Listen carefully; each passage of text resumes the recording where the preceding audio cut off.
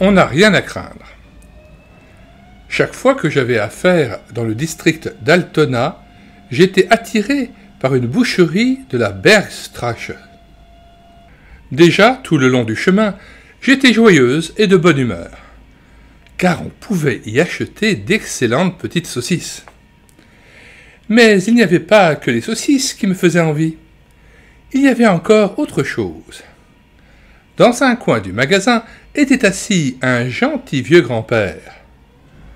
Je le trouvais tout spécial. On ne pouvait faire autrement que de l'aimer.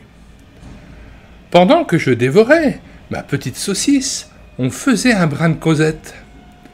Il riait de bon cœur et ses yeux rayonnaient sous ses épais sourcils. Il avait quelque chose de charmant et en restait volontiers un peu plus longtemps que nécessaire.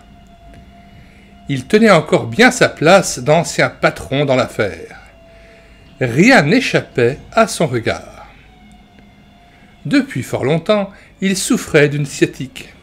« Eh bien, dit-il un jour, il est temps de penser au grand départ. »« Vous n'avez donc pas peur de mourir ?» lui demandai-je sans façon.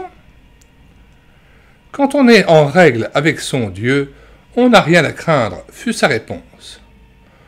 On lisait dans ses yeux qu'il s'était familiarisé depuis longtemps avec les choses de Dieu, oui, qu'il en vivait.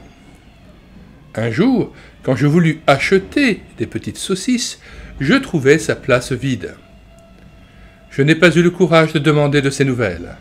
J'avais la gorge serrée, et je repartis en silence. Ce n'est que des années plus tard que j'appris, comme par hasard, qu'il était parti paisiblement.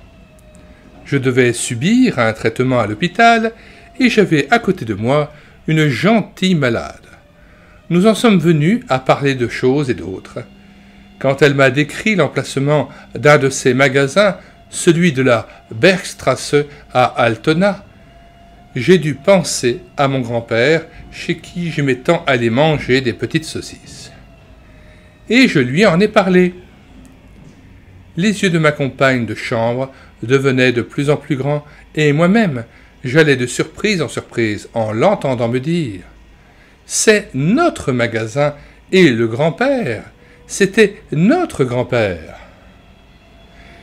Les voix de notre Dieu sont étranges.